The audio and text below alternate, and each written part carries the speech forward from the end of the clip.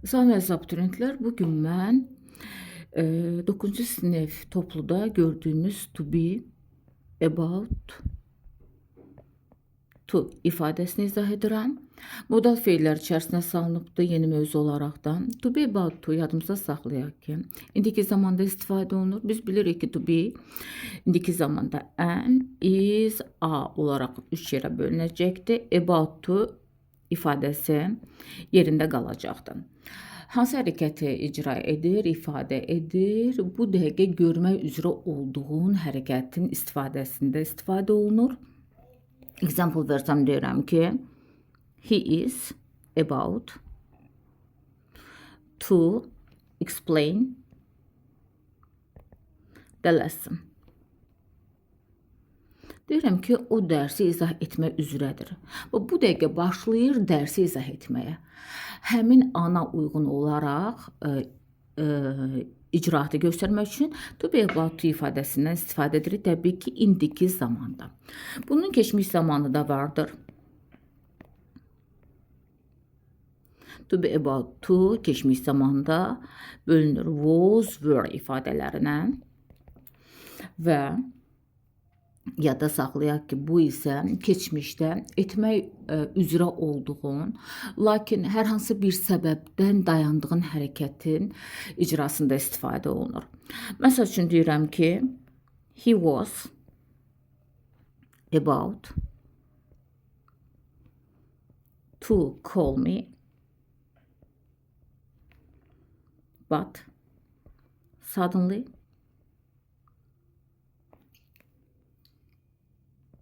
the lights went off. Deyirəm ki, o mənə zəng etmək üzrə idi ki, elə zəng edirdi ki, birdən qəfildən işıqlar kəsildi.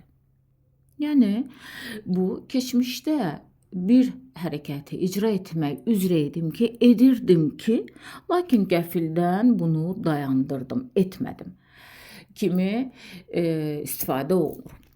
Növbəti verilən cümlədə sən bunu rahatlıqla təyin edə bilirsən. Keçmişə aiddir zaten. Keçirəm to be due to ifadəsinə. To be due to ifadəsi sizin toplumunuzda yalnız indiki zaman olaraq verilibdir. Am, is, are, due to. Gələcəyə dair olan niyyəti məramı ifadə etmək üçün istifadə olunur. Gələcəyin göstəricisidir, yaxın gələcəyin. Bax, bu planlaşdırılmış hərəkət əvvəlcədən planlaşdırılır və gələcəyə indikasiya olunur. Əsasən sən burada gələcək zamanın göstəriciləri olan in, next, tomorrow və orada dəqiq saatı da görə bilirsən. Bax, bu göstəricilər vasitəsilə sən başa düşürsən ki, aha, mən to be due to ifadəsini istifadə etməliyəm. Əgər ki, to be about to ilə ayırt edə bilmirsənsə dəqiq. Example versəm, deyirəm ki, we are due to depart in 5 minutes. Deyirəm ki, biz 5 dəqiqəyə çıxasıyıq. Biz 5 dəqiqəyə buranı tərk edəcəyik. Yəni ki, buradan ayrılacaq mənasındadır. Yəni 5 dəqiqədən sonra. Bax, buradakı in mənə deyir ki, sən to be due to ifadəsindən istifadə edəcəksən və salam. Göstərici vardı. O səbəbdən də to be about-la qarışdırmamalı. Bax, bu baxımdan diqqətli olun, zəhmət olmazsa. Daha sonra salınıbdır orada to be going to ifadəsi. To be going to ifadəsini biz zamanlarda da keçmişik və demişik ki, əvvəlcədən planlaşdırılmış və gələcəyə dair olan hərəkəti ifadə etmək üçün istifadə olunur. Bir şeyi etməyə hazırlaşıram tüplüsündən. Təbii ki, yenə də to be-nin əmizalı olaraq 3 yerə bölündüyünü bilirik.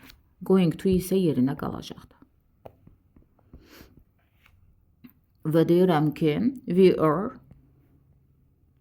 going to buy a new house.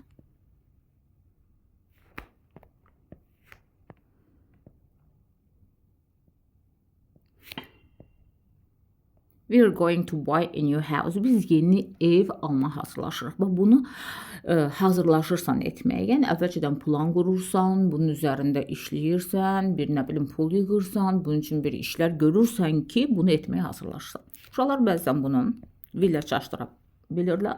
Amma diqqətli ol ki, willdən sonra heç vaxt to gələ bilməz. Amma to be going to ifadəsi özündən sonra mütləq to-nu tələb edəcək bu şəkildə. Testlərdə əsasən bunu will to ilə verib qarışdırırlar. Əslində tərcümə baxımından biz bilirik ki, will Azərbaycan dilinə qəti gələcəyin göstəricisi kimi istifadə olunur və acaq-əcək şəklində tərcümə olunur. Bu qətidir. Yəni bu mütləq olacaq mənasındadır. To be going to ifadəsi isə bir şeyi əvvəlcədən planlayıram, hazırlaşıram onu etməyə və gələcək üçün bunu icra etməyə çalışıram. Tiplisindən. Yəni tərcümə baxımından müəyyən dərəcədə bunlar fərqlənirlər və təbii ki, willdən sonra da to-yun gəlməməsindən diqqət yetir. Çünki bəzən testlərdə will to kimi testlər sala bilirlər dərhasil və doğrunu tapacaqsan əlbəttə ki. Mən də istəyirəm gedəm testlərə bir nəzər yetirək.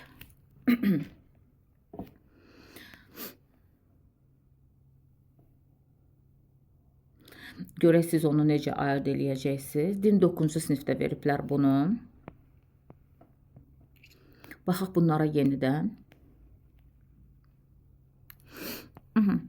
Deyir ki, they are due to introduce new product next week. Bax, burada next veriliyinə görə sən düşünə bilərsən ki, bəs yaxşı, are about to ilə are due to ifadəsi arasında bəs necə fərqləndirmə? Bax, bu next vasitəsilə. Next məhz gələcəyin göstəricisi kimidir ki, to be due to da məhz gələcəyə aparır. Amma to be about to isə bu dəqiqə bunu etmək üzrədirlər. Artıq gələcək zamanın burada işi olmazdı. Və yaxud da ki, növbəti testdə biz in 5 minutes görürük, yəni 5 dəqiqə sonra mənasındadır. Ona görə də the race is due to start. Yəni 5 dəqiqəyə başlayacaqdır, başlamağa planlaşdırır. Yadınıza çıxartmayaq ki, to be due to ifadəsi planlaşdırılmış hərəkətin ifadəsi üçün istifadə olunur. Növbəti, and everyone is getting ready in their seats və hər kəs deyir ki, öz yerlərini tutmağa hazırlaşırlar. Belə ki, they are just about to start the meeting. Deyir ki, onlar bu dəqiqə iclası başlamaq üzrədirlər. Təbii ki, əgər bunlar öz yerlərini tuturlarsa bu dəqiqə, ona görə də biz də iclası başlamaq üzrəyik də təbii ki, düzdürmü? They-də is ola bilməz, are going to olardı. Are due to dedim ki, yenə də gələcəyə dair hər hansısa bir işarət olmalıdır. Will be able to gəlməlidir.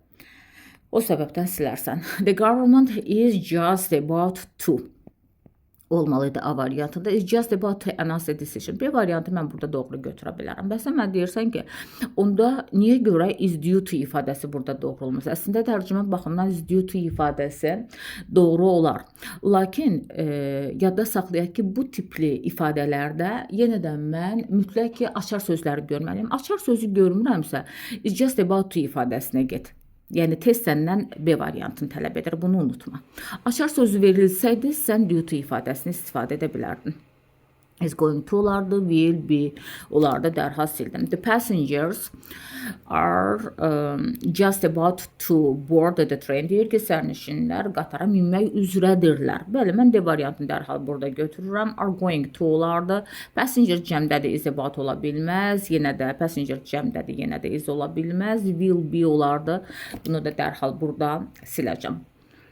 We should find our seats quickly. İkinci isə mənim üçün çox vacibdir. Ona görə dərhal tərcüməyə gedirəm. Deyir ki, öz yerlərimizi tez tapmalıyıq. Və bu səbəbdən də biz indiki zamanda öz yerimizi tez tapmalıyıq. Keçmiş zamanın burada nə işi var? The movie is just about to start olmalıydı. Ona görə sildim. Is due to olmayacaqdır. Çünki yerlərimizi bu dəqiqə almaq başlamaq üzrədir artıq. Is just about to. D variantı təbii ki, mənə doğru tərcüməni də və qraməndə verəcəkdir. When you message me, keçmiş zamandadır. Ona görə də keçmişə getməliyəm. I was about to call you when you messaged me. Deyir ki, mən sənə zəng etmək üzrə idim ki, elə sən mənə mesajı həmin an göndərdin, Y variantına gedəcəkdir. Keçmişlə əlaqəlidir. Mütləq ki, orada onu ifadə edəcəkdir. Sən də rahatlıqla tapa biləsən.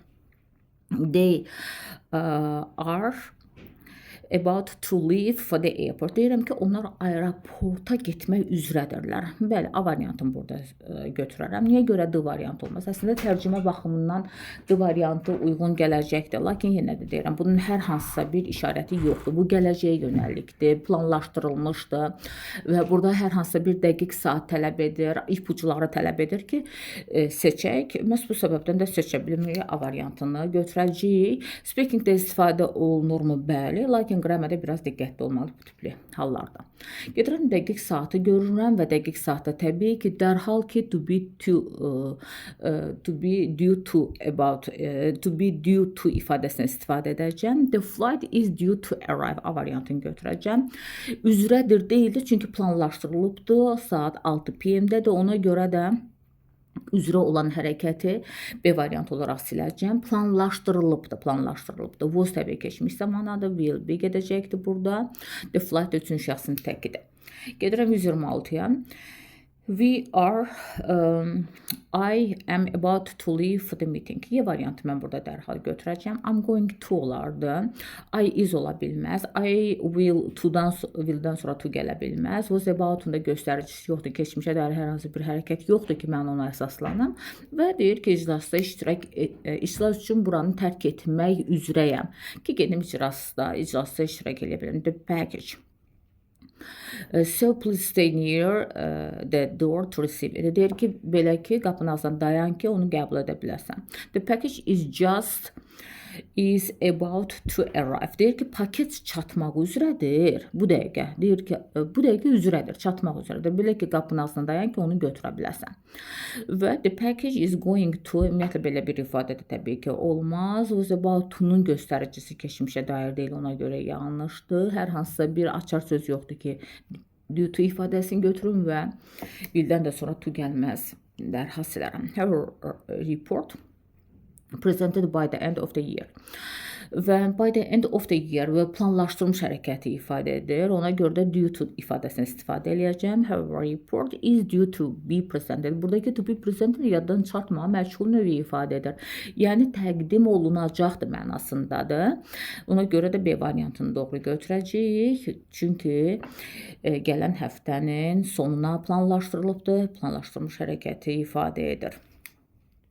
Növbəti, train arrive at 6:30. Belə ki, dəqiq saatı göstərir, planlaşdırılmış hərəkətdir. The train is due to arrive. D variantı doğru olacaqdır. Is going to olardı. Is about to bu dəqiqə üzrədir. Ona görə də yanlış olar. Keçmiş zamanla aidiyyatı yoxdur. Will be olacaqdı, sildim. Is due to ifadəsi burada tam olaraq oturacaqdı yerinə. The new book, next görmüşəm, gələcək zamanı ifadə edir. Təbii ki, due to ifadəsi istifadə eləyəcəm.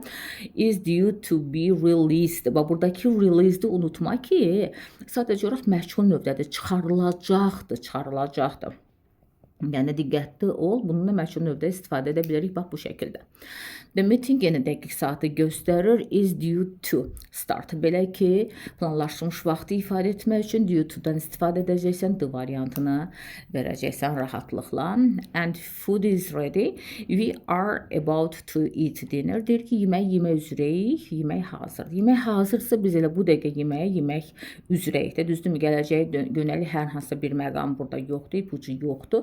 Due to ifadəsindən istifadə etmərik, amma just about və ya about to ifadəsindən rahatlıqla istifadə edə bilərik.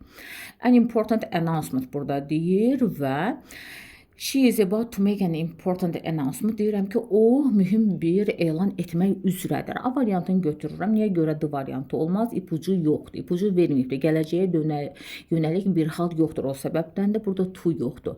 Silirəm is going to yoxdur. Silirəm was about keçmişlə heç bir əlaqəsi yoxdur. Məhz bu səbəbdən silərəm. Materialı ümid edirəm ki, başa düşdük, çətin bir hal yoxdur, çətin bir şey yoxdur. Sadəcə olaraq biraz diqqətli olmaq lazımdır bu tipli testləri edəndə. Vəssalam.